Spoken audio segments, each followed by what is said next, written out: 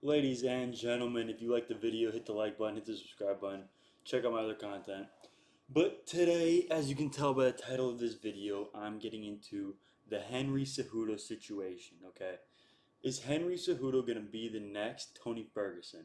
I pray to God not. I pray to God not, okay? You guys don't watch Henry Cejudo very closely. He's fighting in like a week. He's fighting Song Yadong. Basically, this dude was like a wrestling phenom. He got an Olympic gold medal at the age of like 21 in the lightest weight class. An absolute savage. Only person to beat Mighty Mouse in the UFC. Like just you know, he like he's got accolades like coming out the wazoo. This dude's an animal. He's been an animal better better half of 2 decades, I would say. Now, where I think he turned, right? He started hanging around Mike Tyson. He got his championship. He had defended it against Dominic Cruz, I believe, and he felt like he was hanging around Mike Tyson, and I feel like Mike Tyson got in his ear and was like, "Hey, look, you're on top. You're the best. You're number one. You're the champ. You're a killer." And Mike's basically telling him what people told Mike when he was 18. You know, he's like, if you retire and you come back, your retirement fight is going to be huge. You know, little did Mike Tyson know that Henry Cejudo was not a quarter the star that he was. You know, didn't have nearly the leverage, didn't have nearly the weight behind his name. Didn't have the pay per view buys. So he comes back to an absolute stinker fight against Aljamain Sterling. Like just an absolute booty cheeks stinker, poopy caca. Everybody thought he was gonna win, but I think the real issue is that Henry. So the first time he went up a weight class, he fought T.J. Dillashaw, and he whooped T.J. Dillashaw. T.J. Dillashaw was arguably at the end of his career. He had already been dominating the division for like 7 years. He was already like a superstar. He had already been injured multiple times. So beating T.J. Dillashaw made Henry think that he could run through the whole 135 division.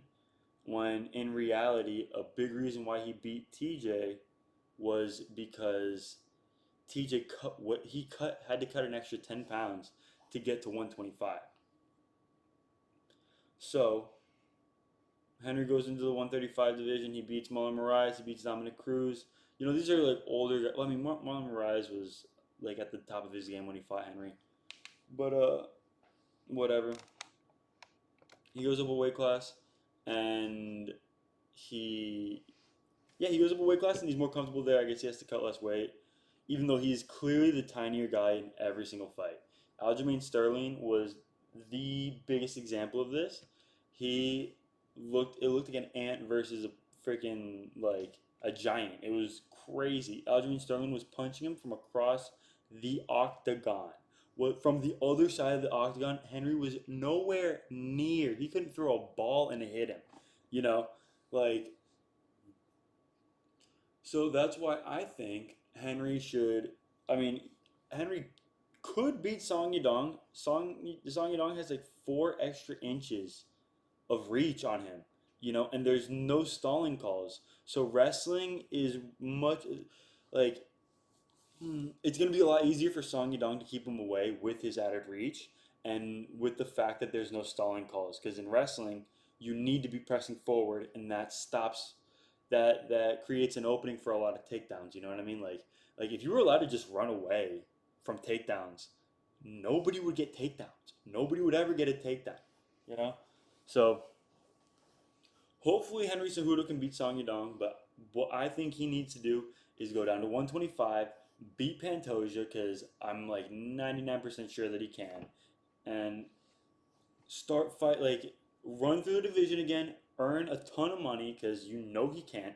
Like if Henry can beat Pantoja and then fight 4 times in that year, I personally think Henry runs through the whole 125 division. And Henry has the star power to where he can sell the 125 fights, especially if there's like a good co-main.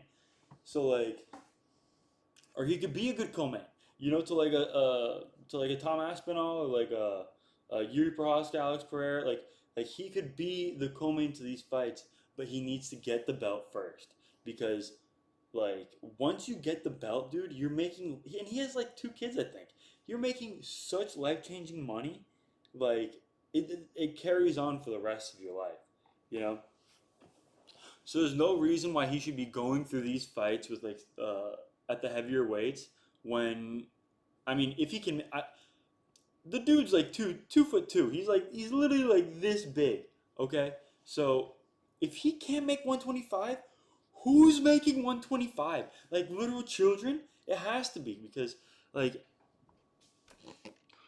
I don't get why he just doesn't snatch the belt and then run up the title defenses. He could like if he would have kept the belt from 2020 and just fought twice a year, you know, and in his weight class, dude, he would be worth like 30, 40 mil. Easy. Easy.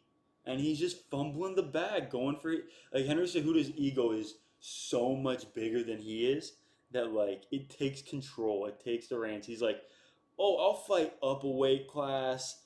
He literally thinks he can fight up a weight class.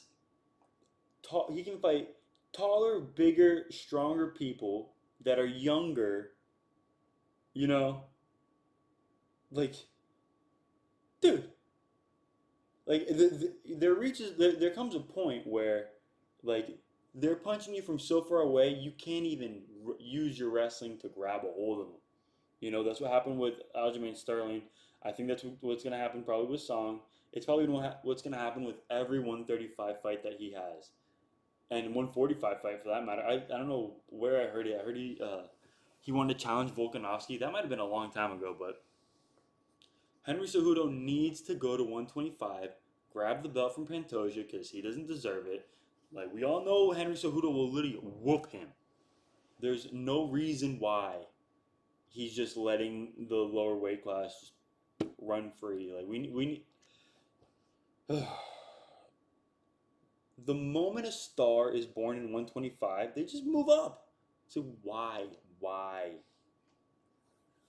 But so if you guys like that video, hit the like button, hit the subscribe button. Check out my channel, check out the rest of my content. But until next time, I'll see you guys. Peace.